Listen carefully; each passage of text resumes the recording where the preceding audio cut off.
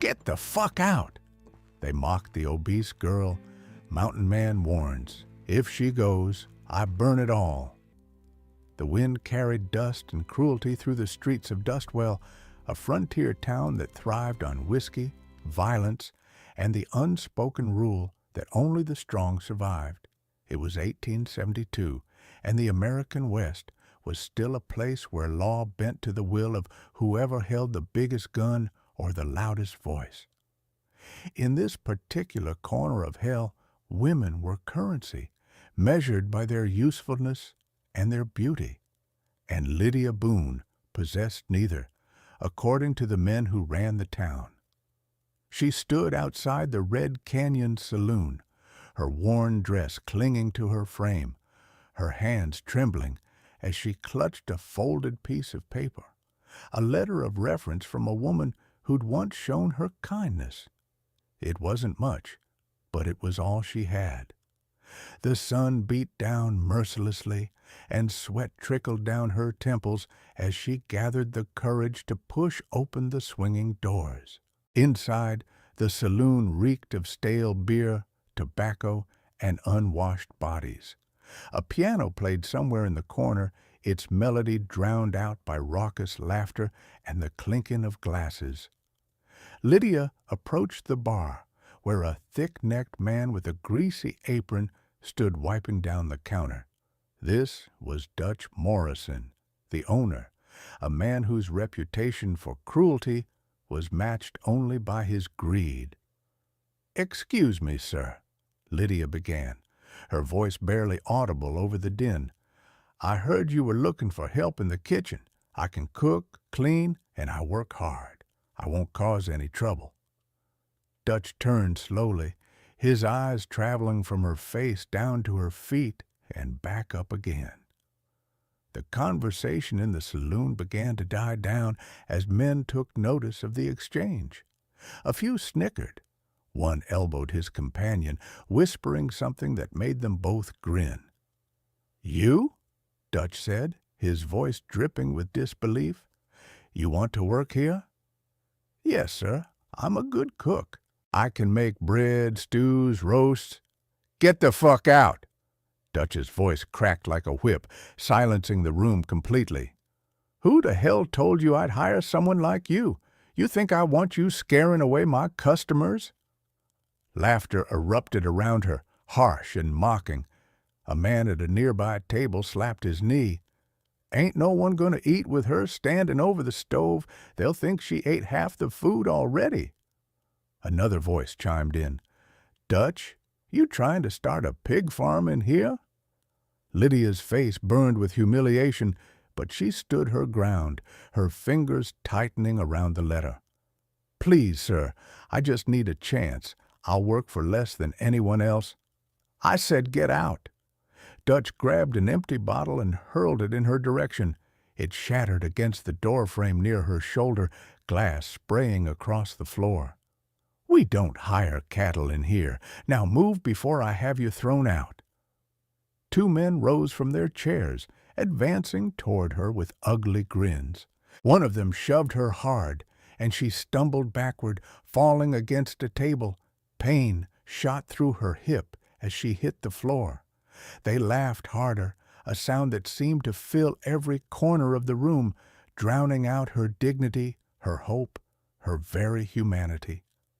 Lydia scrambled to her feet, tears blurring her vision. Her hand was bleeding from where she'd caught herself on broken glass.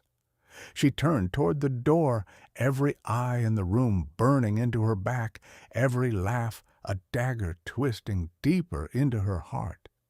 She'd heard it all before, from her own family, from strangers on the street, from every corner of a world that seemed determined to remind her she didn't belong.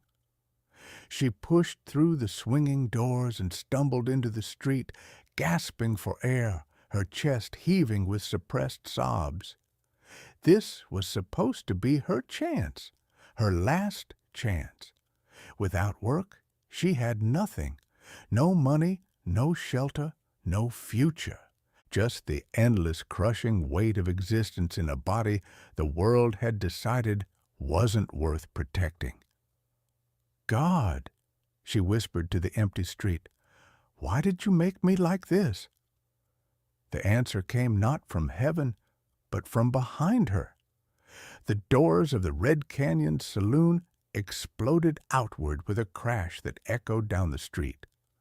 Lydia spun around to see a figure filling the doorway, a man so tall and broad-shouldered that he seemed carved from the mountain itself. His face was hidden behind a thick, wild beard, and his eyes, gray as storm clouds, blazed with an intensity that made the air feel electric. Elias Crow had arrived. He stepped into the street, his boots crunching on the dirt, and his gaze swept over Lydia with a look she couldn't quite decipher. Not pity, not disgust. Something else entirely. Recognition, perhaps, or anger on her behalf. He moved past her and back through the saloon doors, and Lydia, driven by some instinct she couldn't name, followed. Inside, the laughter had resumed, the men already forgetting about her. Dutch was pouring drinks, grinning at something one of his regulars had said. But the moment Elias entered, the room went silent again, this time with a different quality. Fear. That girl, Elias said, his voice low and dangerous like distant thunder. She asked for work. Dutch puffed out his chest, trying to reclaim his authority. Yeah, and I told her no. What's it to you, Crow? You finally come down from your cave to socialize? You humiliated her. She humiliated herself by walking in here. Dutch laughed nervously, glancing around for support. A few men nodded, but most avoided Elias's gaze. Look, mountain man, I don't know what. If she walks out that door because of what you said, Elias interrupted, reaching into his coat and pulling out a small container, I burn this place to the ground. He set the container on the bar with a heavy thunk. The smell of kerosene wafted through the room. Every man present knew Elias Crow's reputation. They knew the stories about his family, about what he'd done to the men who'd wronged him, about the bodies that had never been found. And they knew that when Elias Crow made a threat, it wasn't a bluff. Dutch's face went pale. Now hold on. She's leaving because you told her to, Elias continued, his eyes never leaving the saloon owner. So here's how it works. She stays, you apologize, and then you give her the job she asked for. Or I light a match, and you all burn with your ignorance. The silence stretched taut as a bowstring.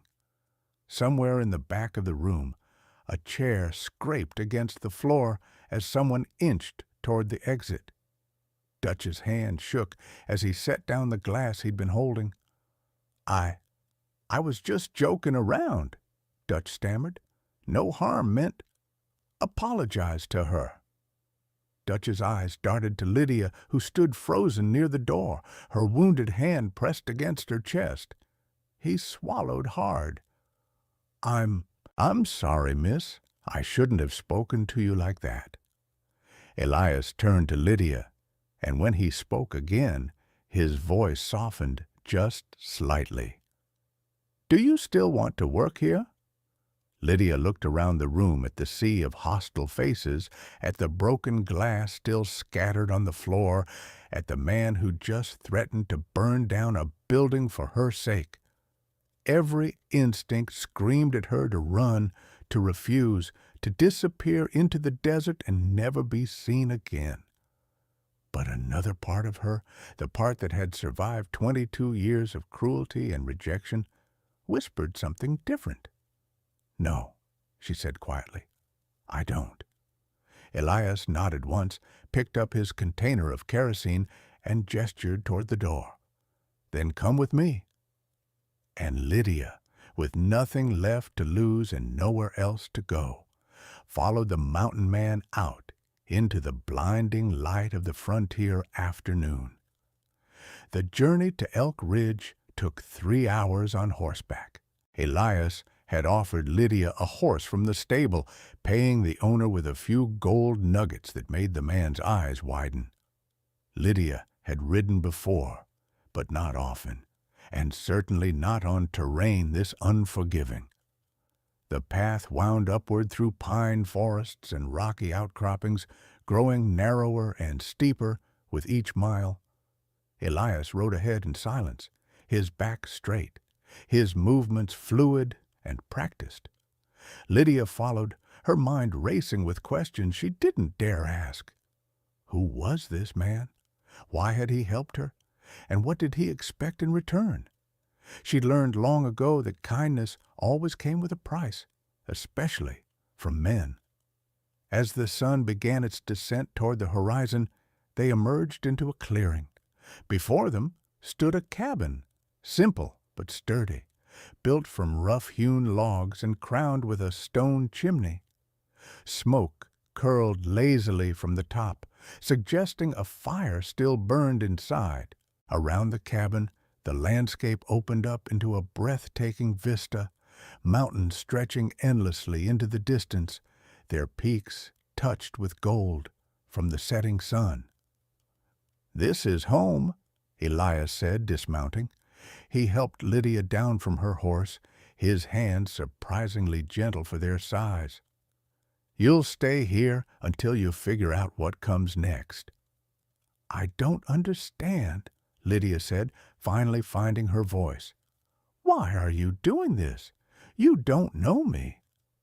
Elias busied himself with unsaddling the horses, not meeting her eyes. "I know enough. People don't just help people like me. They never have." He paused, his hands resting on the saddle. When he spoke again, his voice was rougher, weighted with old pain. "People like you, what does that mean?" "You know what it means." Lydia wrapped her arms around herself. "I'm not blind to what I am." "And what are you?" "I'm the girl no one wants, the one they laugh at, the one who—" Her voice cracked, and she forced herself to swallow the emotion rising in her throat. "I'm sorry. I shouldn't have come. I'll leave in the morning." "No." The word was sharp, final. Elias finally turned to face her, and in his gray eyes she saw something that took her breath away. Fury, but not at her. "You'll stay as long as you need to, and anyone who tries to take you from here will answer to me."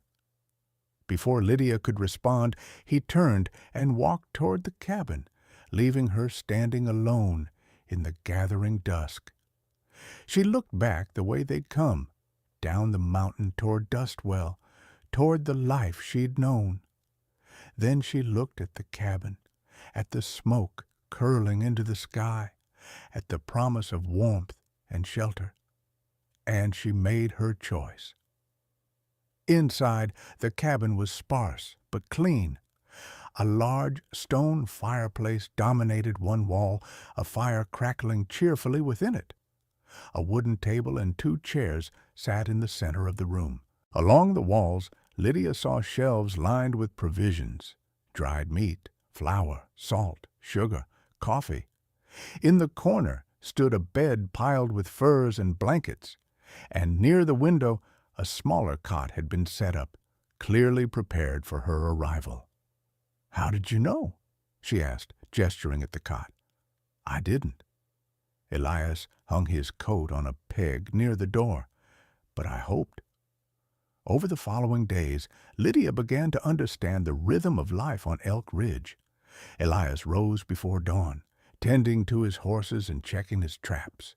He was a hunter, supplying furs and meat to trading posts scattered throughout the territory. His hands were never idle. When he wasn't hunting or fishing, he was repairing equipment, chopping wood, or maintaining the cabin. And he was teaching her. At first, Lydia protested. She didn't want to be a burden, didn't want to take more than she could give. But Elias was insistent. "You need to be able to survive out here," he told her one morning as he showed her how to set a snare. "Not just survive, thrive. The world's cruel to people it doesn't understand, so you learn to stop needing the world. He taught her to shoot, starting with a small rifle and progressing to his own heavy hunting piece.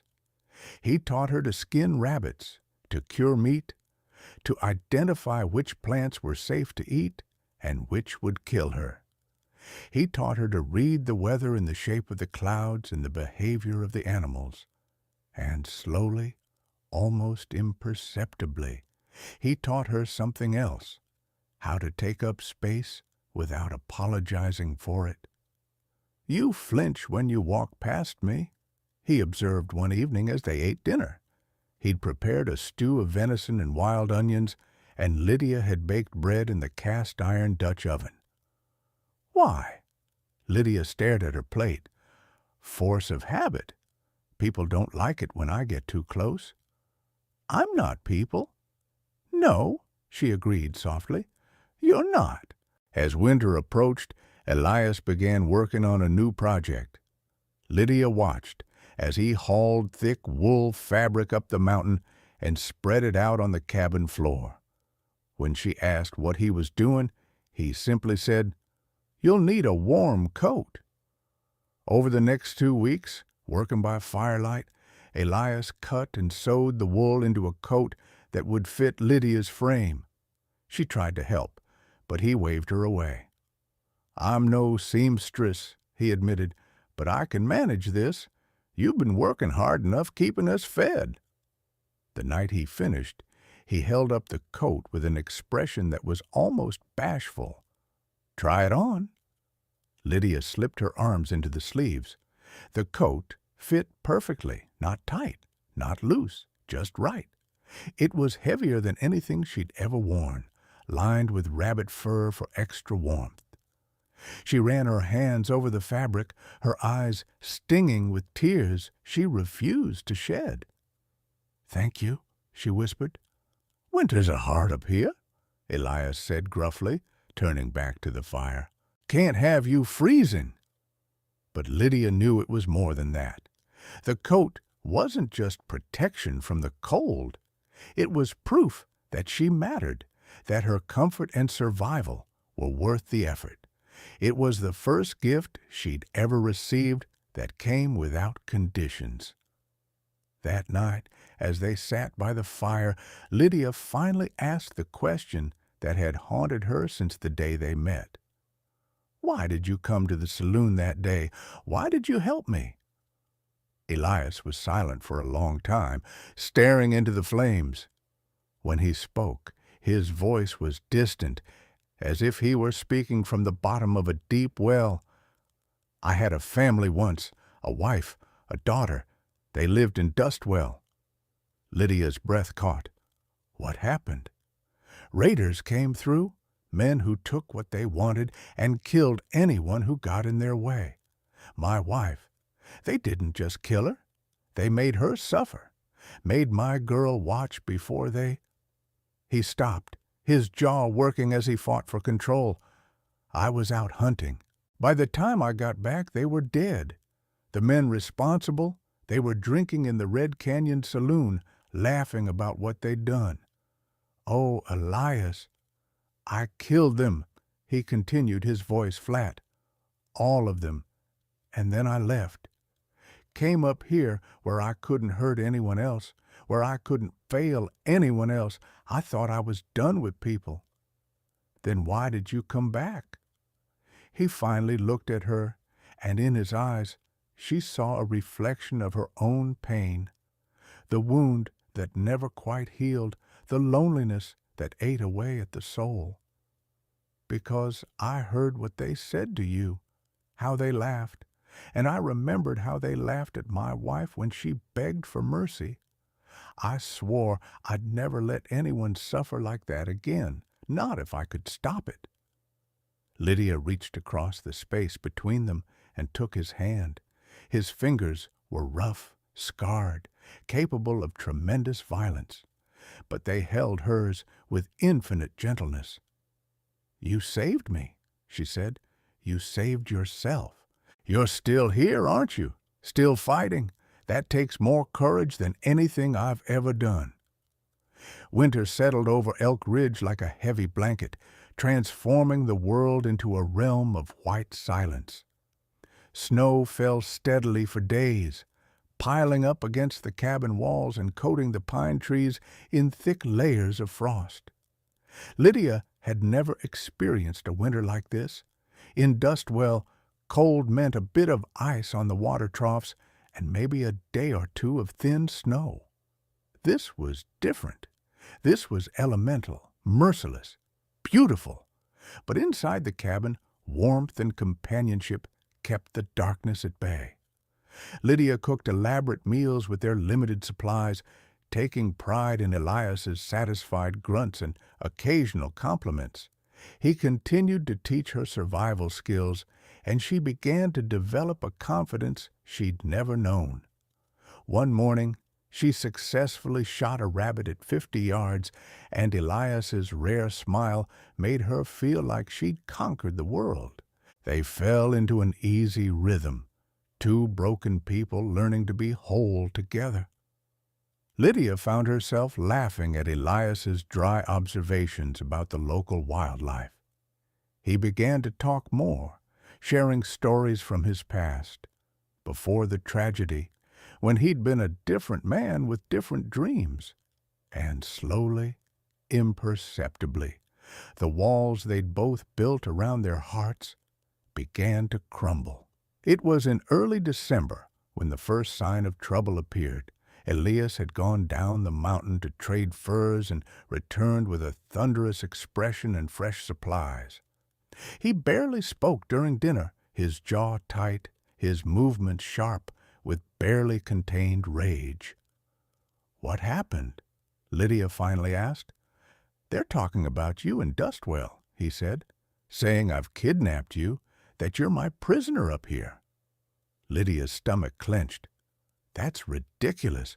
I'm here by choice." "I know that. You know that. But they've decided on their narrative, and it doesn't include your consent." He slammed his fist on the table, making the dishes rattle. "Dutch Morrison is leading the charge. Says he's worried about you, says someone needs to check on your welfare." After he threw a bottle at me? Hypocrisy isn't exactly rare in Dustwell. Elias stood and paced to the window, staring out at the snow. "The sheriff is considering coming up here with a group of men. They want to rescue you." Fear prickled down Lydia's spine. She'd found safety here, found something that felt dangerously close to happiness.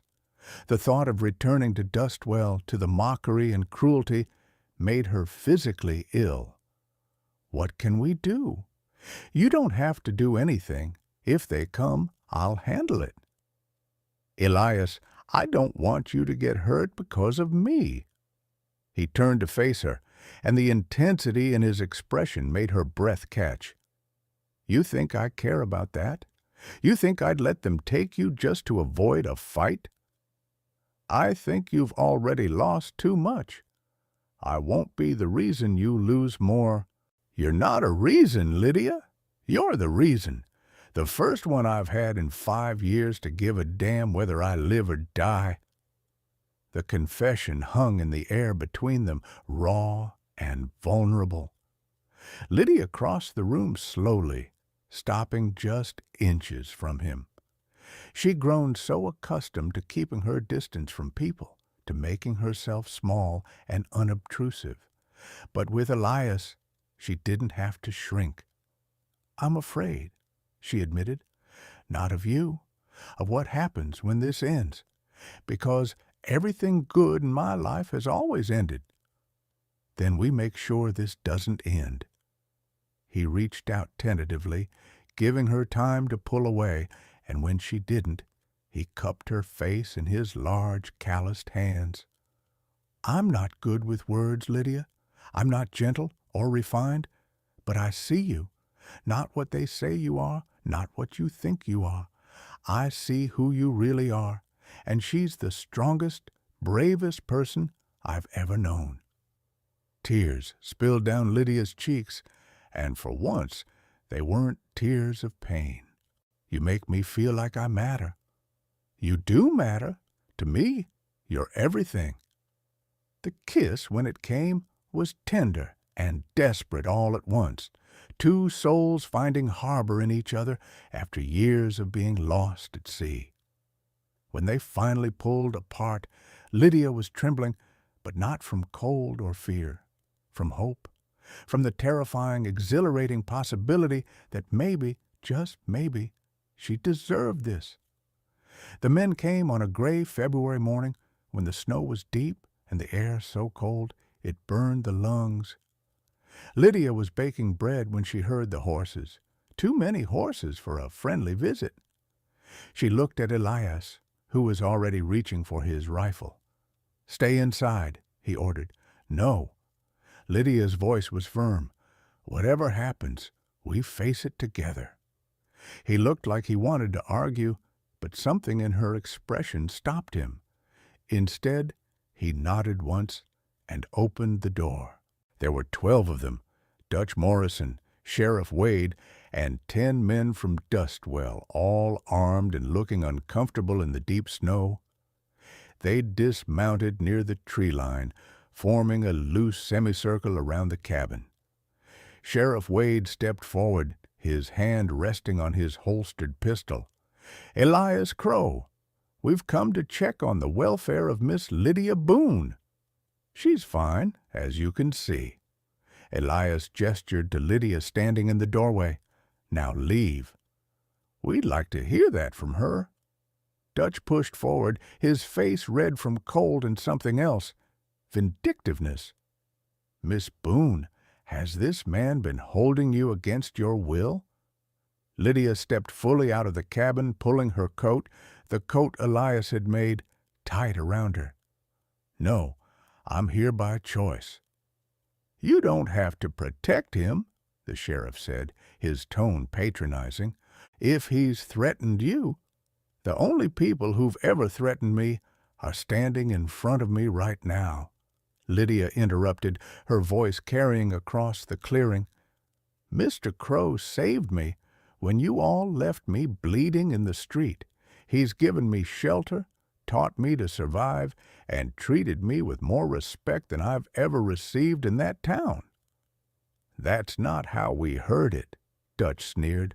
"Way I figure, Crow here saw an easy target, a girl with no family, no prospects. He could take you up here, and no one would ask questions." "The only questions I have," Lydia shot back, "are why you're suddenly concerned about my welfare after you told me to get the fuck out of your establishment. Where was this concern when you threw a bottle at my head?" Several of the men shifted uncomfortably. The sheriff's face tightened. "Miss Boone, we're prepared to escort you back to town where you'll be safe." "I am safe. Here. With him." "You're coming back," Dutch insisted, taking a step forward, "one way or another." That was when Elias moved. One moment he was standing still, the next he was between Lydia and the men, his rifle raised but not quite pointing at anyone. Yet. She said no. "That's the end of this conversation." "Crow, don't make this harder than it has to be," Sheriff Wade said, though his voice wavered slightly. Everyone in the territory knew what Elias was capable of when provoked. "You came onto my land, questioned my integrity, disrespected the woman under my protection. If anyone's making this hard, it's you." "We're not leaving without her," Dutch declared, and several of the men behind him nodded agreement, emboldened by numbers. Elias's smile was cold and terrible. "Then you're not leaving?" The tension ratcheted up to a breaking point. Hands drifted toward weapons. Horses nickered nervously, sensing the violence about to erupt. Lydia's heart pounded in her chest as she realized this was going to end in blood, and likely Elias would be the one to shed it, damning himself further in the eyes of the law. She couldn't let that happen. "Wait!" Lydia's voice cut through the deadly silence. She stepped around Elias, ignoring his sharp intake of breath. "You want proof I'm here willingly? Fine. I'll go back to Dustwell for one day. Let everyone see I'm unharmed, that I'm of sound mind. But I'm coming back here, and if anyone tries to stop me, then you'll have your war." "Lydia, no," Elias began. "It's the only way to end this without bloodshed," she said quietly, meeting his eyes. "Trust me." The internal struggle played out across his face, the desire to keep her safe warring with respect for her autonomy. Finally, he lowered his rifle. "One day. Then I'm coming to get you, and God help anyone who stands in my way." Sheriff Wade looked relieved. That's reasonable. Miss Boone, you'll stay at the boarding house. We'll arrange a town meeting for tomorrow where you can speak your piece. Fair?" It wasn't fair, not even close, but it was a compromise that might prevent the man she loved from becoming a killer again. "Fair," Lydia agreed. The ride down the mountain was silent and tense. Lydia looked back once to see Elias standing in front of the cabin, a solitary figure against the white landscape, and her heart ached with the fear that she might not make it back to him. The town meeting was held in the church, the only building large enough to hold the entire population of Dustwell. Lydia sat at the front, feeling the weight of hundreds of eyes on her. The room buzzed with speculation and gossip. She'd heard the whispers as she walked through town, some pitying, some disgusted, none sympathetic. Sheriff Wade called the meeting to order and explained the situation. "Miss Boone has agreed to speak to us about her time with Elias Crow. I want everyone to listen respectfully. This is about getting to the truth, not indulging gossip." Lydia stood, her legs trembling but her voice steady. "I came to this town looking for work and was humiliated, mocked, and physically assaulted. Elias Crow intervened when no one else would. He took me to his home, where he's treated me with kindness and respect. He's taught me skills, given me shelter, and never once asked for anything in return. I'm here today because he respects my choices, not because he forced me to come. Why would a man like Crow help someone like—" Dutch trailed off, seeming to realize the hole he was digging. "Someone like me?" Lydia finished for him. "Because, unlike you, Mr. Morrison, he doesn't measure a person's worth by their appearance. He sees value where you see only something to mock." A few women in the crowd nodded, and Lydia felt a flicker of support. She pressed on. "I know you all think you're protecting me, but you're not. You're trying to force me back into a world that never wanted me in the first place. Well, I don't want it either. Tomorrow, I'm going back up that mountain, and I'm staying there. And if anyone tries to stop me, you'll prove everything I've said about this town is true." The room erupted into chaos, some shouting support, others condemnation. Sheriff Wade struggled to maintain order. In the commotion, Lydia noticed a man in the back standing up, his face pale. "I have something to say," the man called out. The room gradually quieted. "My name is Thomas Reed. I was part of the raid on Crow's family 5 years ago." The atmosphere shifted immediately, becoming electric with tension. Lydia's blood ran cold. Thomas continued, his voice shaking.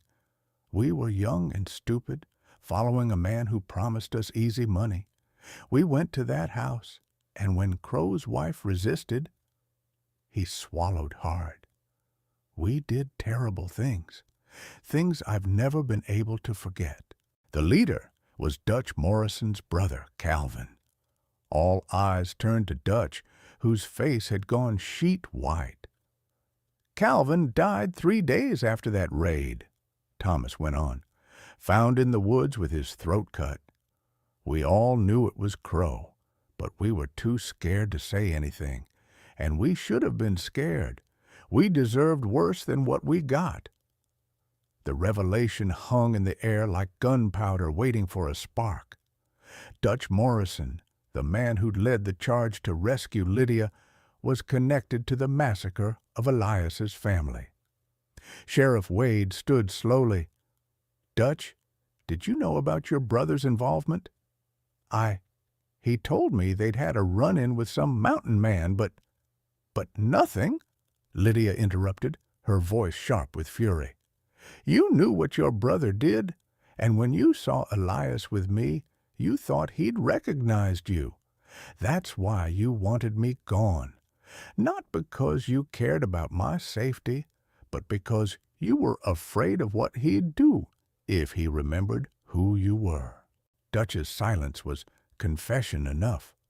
The meeting dissolved into angry accusations and shouting.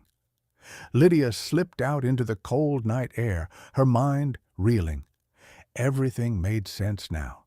Elias's rage in the saloon, his fierce protectiveness, his initial hesitation to tell her his full story. He'd been surrounded by the men who destroyed his life, and he'd still chosen mercy over vengeance. She had to get back to him. Lydia didn't wait for morning. She went to the stable, saddled one of the horses, and rode out of Dustwell under cover of darkness. The path up Elk Ridge was treacherous at night, but the moon was bright, and she'd made this journey enough times now to know the way. She arrived at dawn to find Elias sitting on the porch, rifle across his knees, clearly having kept vigil all night. When he saw her, relief and confusion warred on his face. "You came back," he said, as if he couldn't quite believe it. "Did you think I wouldn't?" Lydia dismounted and climbed the porch steps. "I know the truth, Elias, about Dutch's brother, about what they did to your family." His expression shuddered. "And now you're afraid of me." "No." She took his face in her hands, forcing him to meet her eyes. "Now I understand why you've been carrying so much pain, and I'm amazed that despite everything, you chose to save me instead of taking your revenge." "I wanted to kill them," he admitted hoarsely. "When I saw Dutch in that saloon, I remembered everything. But then I saw you, and I thought, if I killed them, I'd just be proving the world right about me, that I'm nothing but a monster." "You're not a monster. Monsters don't make coats for freezing girls. They don't teach patience and survival. They don't—" Her voice broke. "They don't make broken people feel whole again." "Lydia, I love you," she said, the words tumbling out before she could stop them. "I know it's too soon. I know I'm not what anyone would choose, but I love you, and I want to stay here with you if you'll have me." Elias pulled her into his arms with a fervor that stole her breath. "If I'll have you? God, Lydia, you're the only thing keeping me human. Without you, I'm just anger and regret. But with you, I remember what it feels like to have a future." They stood there as the sun rose over Elk Ridge, two survivors clinging to each other against the cold, finding warmth in the most unlikely of places. Spring came to the mountain slowly, melting the snow one stream at a time. Lydia and Elias worked side by side, planting a garden, repairing winter damage to the cabin, and building a life from the raw materials of hope and determination. News filtered up from Dustwell occasionally. Dutch Morrison had left town in disgrace after the revelation about his brother. A new sheriff had been appointed, and Thomas Reed had turned himself in for his role in the raid, choosing confession over continued guilt. The town was changing, slowly learning that cruelty had consequences. But Lydia didn't care much about Dustwell anymore. Her world had narrowed to this mountain, this cabin, this man who looked at her like she hung the moon in the sky every night. One evening in late May, as they sat on the porch watching the sunset paint the sky in shades of gold and crimson, Elias reached into his pocket and pulled out a simple ring, carved from wood, smoothed to a soft finish. "I'm not good with words," he began, "and I don't have much to offer. But if you'll have me, I'd like to spend the rest of my life proving that you're the most valuable thing in my world." Lydia's eyes filled with tears. "Yes, yes, 1,000 times yes." He slipped the ring onto her finger, and she laughed through her tears at how perfectly it fit. "Did you make this?" "I've been working on it all winter, wanted to make sure it was right." "It's perfect. You're perfect." "I'm not, but with you, I want to be." They married in the summer, with only the mountains as witnesses and the wind carrying their vows into the sky. It wasn't a traditional wedding, but nothing about their love had ever been traditional. It was wild and fierce and born of suffering, transformed into strength. Years passed. The cabin on Elk Ridge gained a reputation among trappers and traders, a place where you could find shelter if you were in need, where judgment was left at the door, and where the best bread in the territory was always baking in the oven. The couple who lived there became something of a legend. The mountain man who'd fought off an army for his love, and the woman who'd chosen wilderness over civilization because she'd found something more valuable than acceptance. She'd found someone who cherished her exactly as she was. And on cold winter nights, travelers passing through the Elk Ridge territory would sometimes see smoke rising from the cabin and firelight glowing in the windows, and they'd tell stories about the fierce love that burned there, a love that had survived mockery and violence and the harsh judgment of a cruel world. When people asked Elias why he'd risked everything for Lydia, his answer never changed. "Because she's the first person who made me feel like I was worth saving, and I'd burn down the whole world before I let anyone take that away from her." In Dustwell, new generations grew up hearing the story as a cautionary tale about what happens when you judge people by their appearance, when you mistake cruelty for strength, when you forget that every person has value.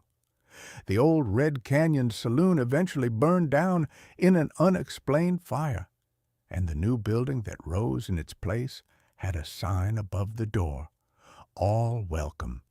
But Lydia and Elias never saw it.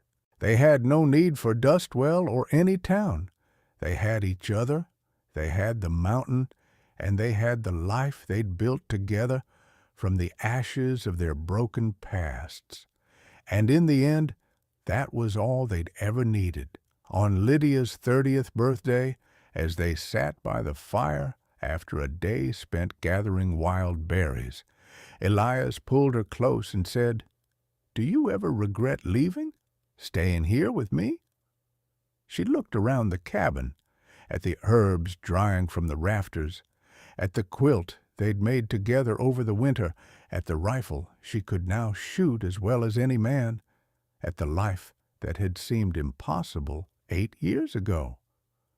Regret? She smiled and kissed his weathered cheek. "Elias, you taught me that being loved isn't about being perfect. It's about being seen. And you see me, all of me, and love me anyway. How could I ever regret that?" He held her tighter, and in that moment, surrounded by the sounds of the wilderness and the warmth of the fire, they were both exactly where they belonged. The world had told them they were too broken, too different, too much and not enough all at once. But they'd proven the world wrong, and every day they woke up together on that mountain was another act of defiance, another declaration that love doesn't follow the rules society sets. It makes its own rules, writes its own story, and burns brighter than any fire, bright enough to light the way for other lost souls looking for home.